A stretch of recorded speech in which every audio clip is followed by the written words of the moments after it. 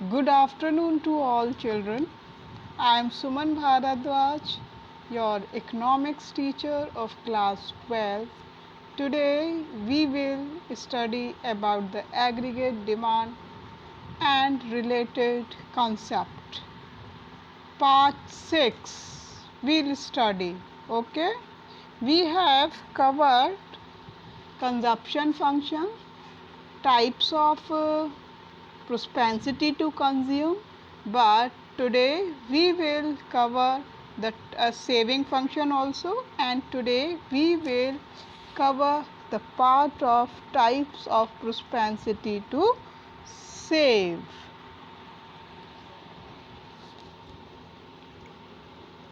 Okay, your types of propensity to save. Saving means from the income we consume the goods, the money left is the saving. Now, after studying the concept of saving function, we have to study the types of propensity of saving. There are two types of propensity: marginal propensity, your marginal propensity, and your average propensity. Okay, in previous video I have told you about average means we have to do the divide. Okay, we have to do divide. Okay, but in a marginal propensity means additional unit, your additional unit में हम क्या करते हैं, minus. Okay, suppose 10,000 is the income and 20,000, so what we'll do, we minus from the additional unit 20,000 minus 10,000. Okay, this is in this way we have to do in the income portion.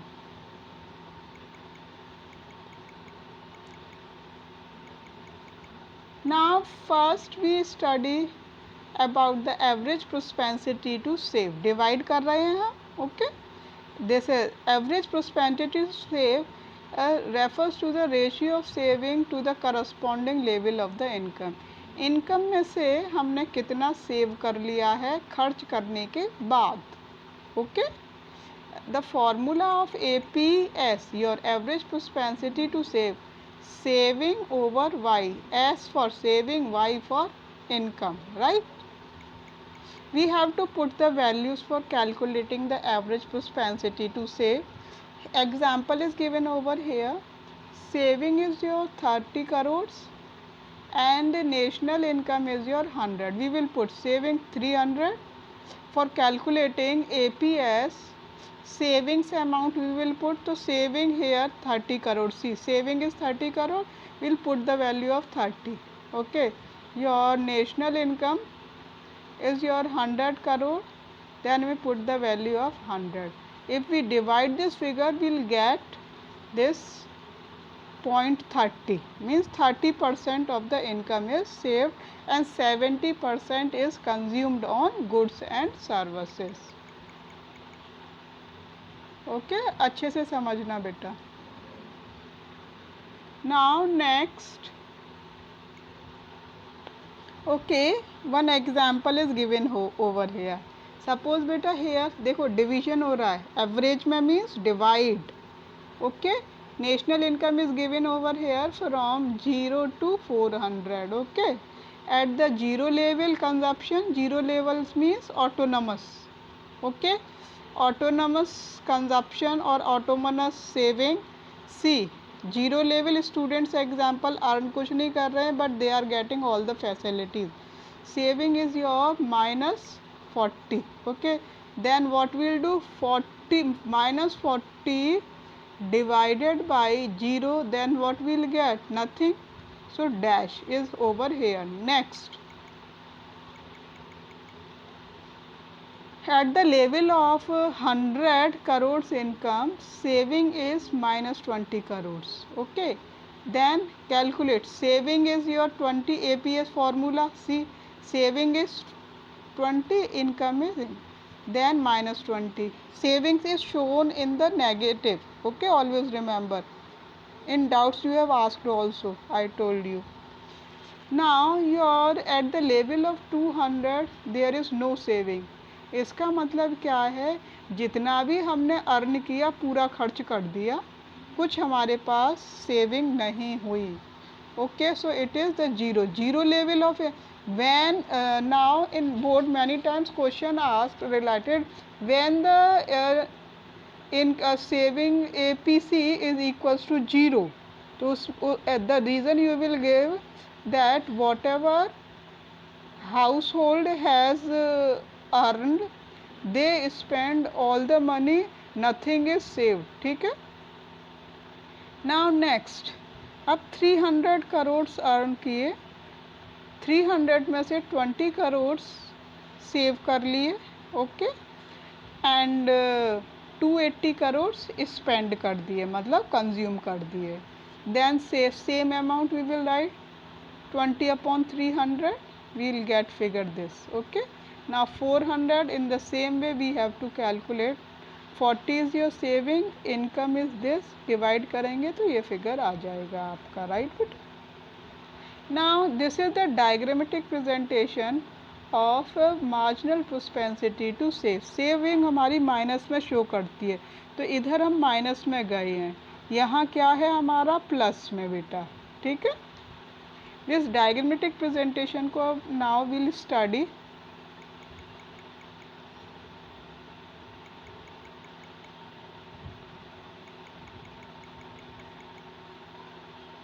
Okay, this is the saving, minus में जा रहा है. ठीक है.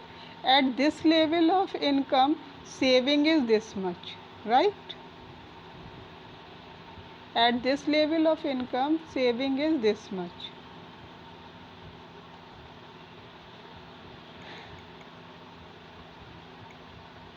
Now table 7.7 which shows, see, APS is equals to minus 2.0 at the income of 100 crore. ठीक है. 100 crore income पर APS वो था जो अभी हमने टेबल में कैलकुलेट किया है. There is a negative saving. What does it show? Negative saving हमारी कब शो कर रहा है? When APS is equals to 0 at the income of 200. ठीक है. 200 कमाए, 200 पूरे खर्च कर दिए. ठीक है.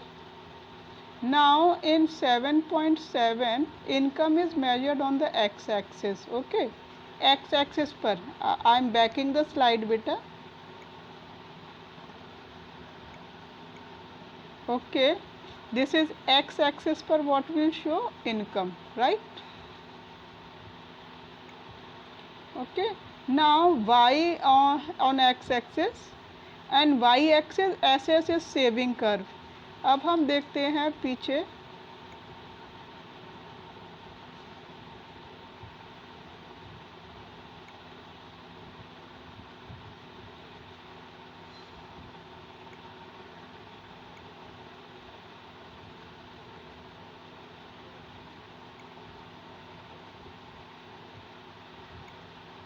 Okay, this is your SS, right beta? SS, this figure SS, saving, right? Now APS at point A on saving curve is SS और APS is equals to OR upon OY1. ठीक है. अब हम उसको डायग्रामेटिक प्रेजेंटेशन पर वापस back जा रहे हैं. देखो बेटा, OR देखेंगे आप,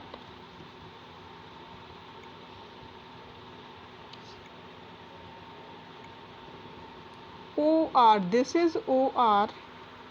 ठीक है बेटा. This is your OR upon OY1. OY1 OR, ये जो OR है किसके बराबर है? OY1 के. this is equals to this, right?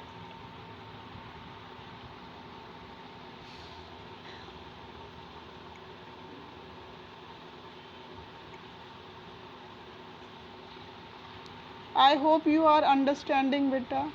Now marginal propensity to save. Okay, marginal में additional unit. I told you just now, जैसे इनकम आपकी 10,000 है, फिर इनकम आपकी 20,000 हुई, तो 20,000 में से 10,000 माइनस किया, तो माइनस कर दिया एडिशनल यूनिट को. ओके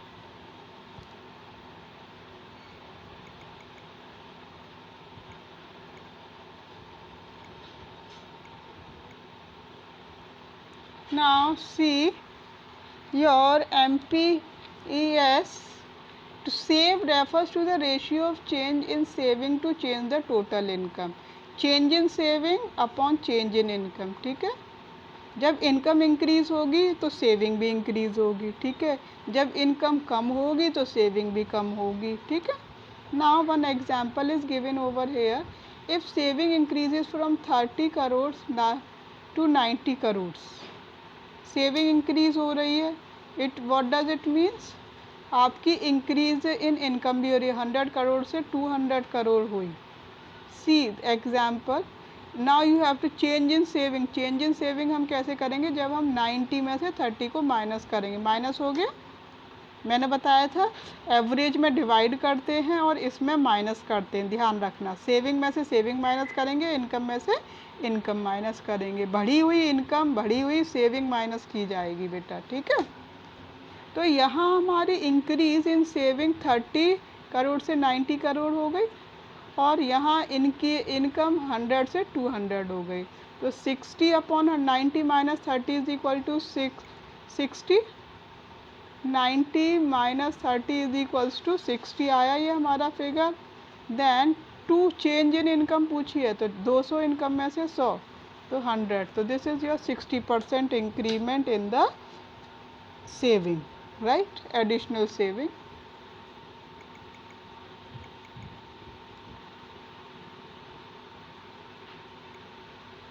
नाउ अभी हम इसका कैलकुलेशन करेंगे बेटा in the same way. Very simple, don't worry, I am with you. Here income is given बेटा and your saving figure is given. ठीक है, अभी हम MPS कैलकुलेट करने के लिए चेंज इन सेविंग करेंगे. चेंज इन सेविंग में हम क्या करेंगे, 40 में से 20 माइनस किया आपने, इससे पहले कुछ दे ही नहीं रखा है तो जीरो आ गई. ये इसमें से ये 40 में से 20 माइनस किए तो 20 आ गया बेटा. अब ठीक है, this is your change in saving. Okay, इसमें से इसको माइनस करते हुए चले जाएंगे हम. ठीक है, now see this is your change in income, this is your minus and same 20 20. देखिए इसमें 20 का डिफरेंस है सब में.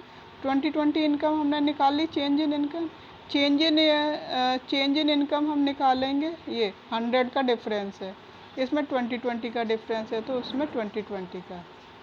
अलग अलग भी हो सकता है बेटा. ठीक है, अगर फिगर्स अलग दे रखे होंगे तो.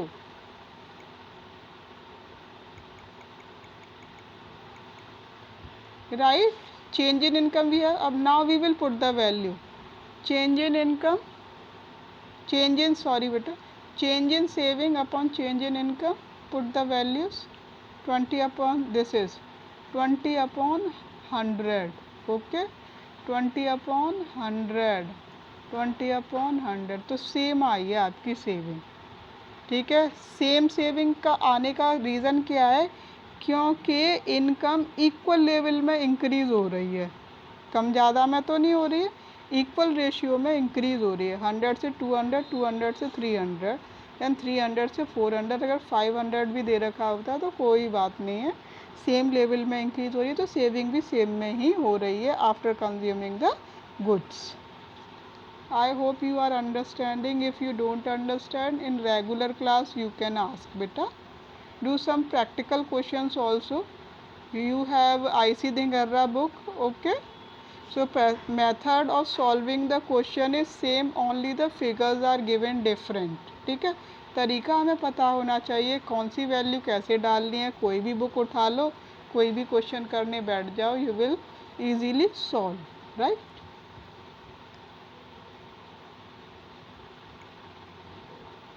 अभी हम बात करते हैं, इसको देखेंगे।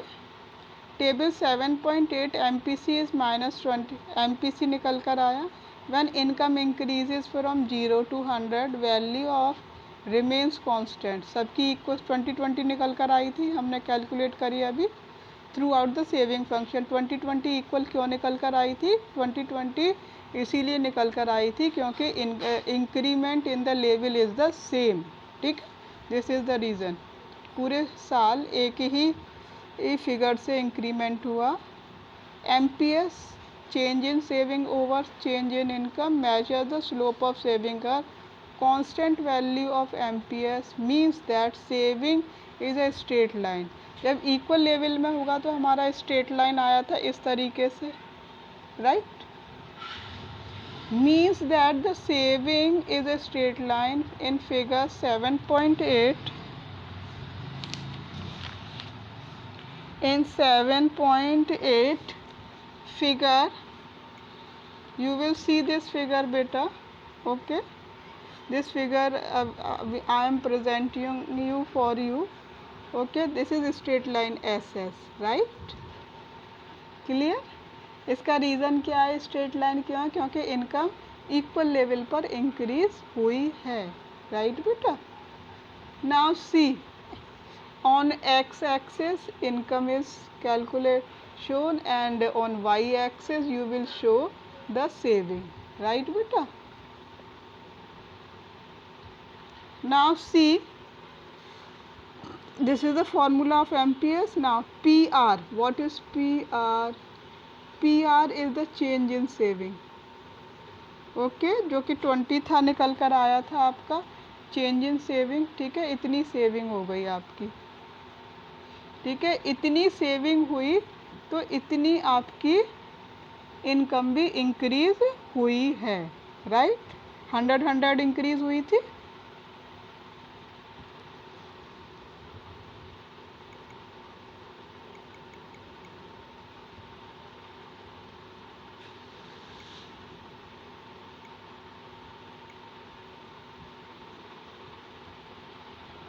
Now see beta, MPS varies between 0 to 1. Varies means जिसमें चेंज हो, बदलाव आते हैं। ठीक है, changes takes place between 0 to 1. Okay, if the entire additional income is saved, that is your change in consumption is 0, then MPS is equals to 1. ठीक है, MPS 1 आपका कब होगा? जब आपकी एंटायर इनकम क्या है, आपने सर जितना कमाया सब खर्च कर डाला। ठीक है, if entire additional income is saved the consumption is 0। ठीक है, हमने क्या कर दिया, जितना कमाया सब सेव करके रख दिया, कुछ खर्च ही नहीं किया। ठीक है, कुछ खर्च ही नहीं किया। तो at what level change in consumption will be 0। तो इसका रीज़न क्या होगा? इनडायरेक्टली बोर्ड में क्वेश्चंस पूछे जाते हैं। ठीक है, व्हेन कंजप्शन इज 0। ओके, तो उसका रीज़न क्या होगा? वी हैव नॉट कंज्यूम्ड, हमने कुछ परचेज नहीं किया, कहीं पर कोई खर्च ही नहीं किया, इसीलिए हमने सेविंग करी है, तभी हमारा MPS is equals to 1। Right बेटा, ध्यान रखना, इम्पोर्टेंट है, this is most important. IMP घुमा फिरा के पूछते हैं बोर्ड में questions. However if entire additional income is consumed, अगर हमने पूरी कंज्यूम कर ली तो सेविंग 0 हो जाएगी। ठीक है, जितना कमाया था सब खर्च कर डाला, कुछ बचाया नहीं। ठीक है, तो 0 रहेगा। MPS is equals to 0। In normal situations, value of MPC is varies between 0 to 1. ठीक है, 0 to 1, 0 कब रहेगी आपकी सेविंग? जब आपने पूरा कुछ खर्च ही नहीं किया, सब बचा के रख दिया है। ठीक है, आ गया समझ में? I hope you are understanding. Now slope of saving curve, it is measured the ratio change in saving, additional saving, additional income, and this is known as MPS. इसे हम क्या कहेंगे, एमपीएस चेंज हो रहा है।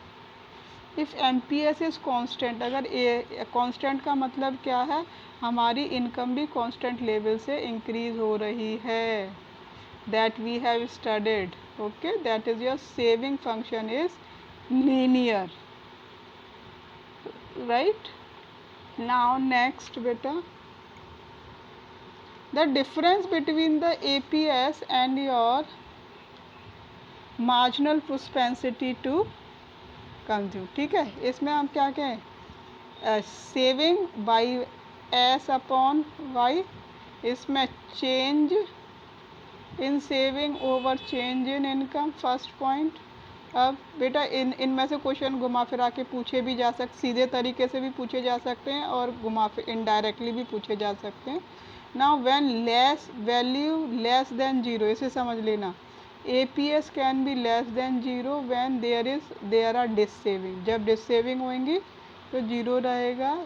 The consumption is more than national income, इसका मतलब क्या है कि हमने जितना कमाया उससे ज़्यादा हमने खर्च कर दिया, ठीक है। MPS can never be less than zero, ये जीरो से कम नहीं रहेगा। इस change in saving never be negative, change in saving कभी आपकी नेगेटिव रहेगी। Example, change in consumption can be zero and more than change in income, ठीक है। इसका मतलब क्या है, आपने जितना कमाया सब सेव कर लिया, कुछ खर्च ही नहीं किया।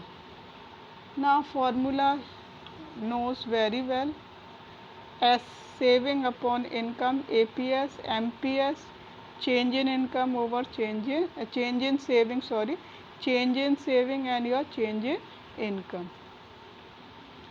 Next, I hope you are understanding. Don't understand, then ask in regular class, okay.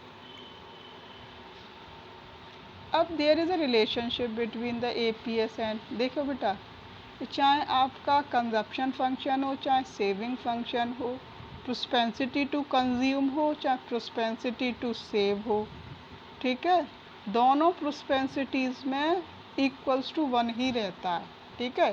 चाहे वो कंजप्शन फंक्शन ले लीजिए आप, चाहे सेविंग फंक्शन ले लीजिए। अब देखिए, द सम ऑफ एपीसी, देखो इसे समझाने से पहले मैं आपको एक बात बताना चाहूँगी। देखो, the sum of APC and APS is equals to one, ठीक है। Y plus C plus consumption, consumption plus saving is equals to income, Y C plus Y and this, तो हमने कॉमन ले लिया ये APS plus APS, okay. Average propensity to consume and average propensity is equals to one, ठीक है। अब है see, Y upon Y is equal one, C upon Y is equals to A P S and S upon Y is equals to A P S, ठीक है। Then A P S plus A P S is equals to one. अगर आपने कोई एक की value calculate हो गई है और दूसरी की नहीं मिल रही है तो आप माइनस कर कर निकाल लेंगे। Suppose your A P C, okay, APC and your MPC, ठीक है, इन दोनों को प्लस करेंगे तो इज इक्वल्स टू वन हो जाएंगी, ठीक है। इन the same way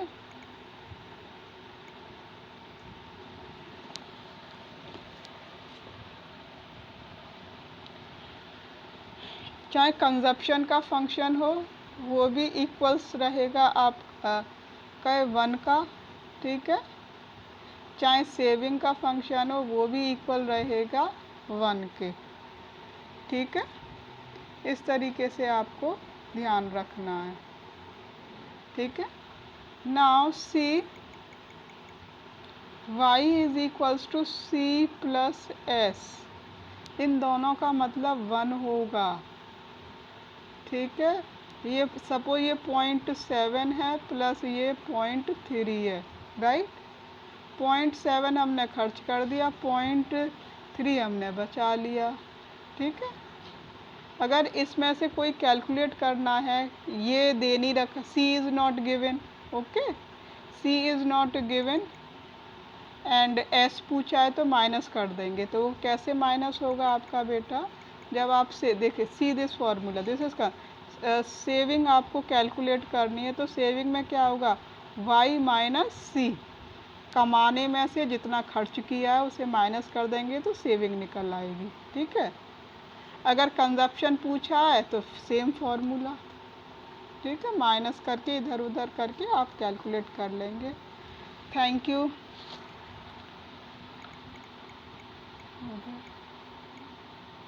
thank you.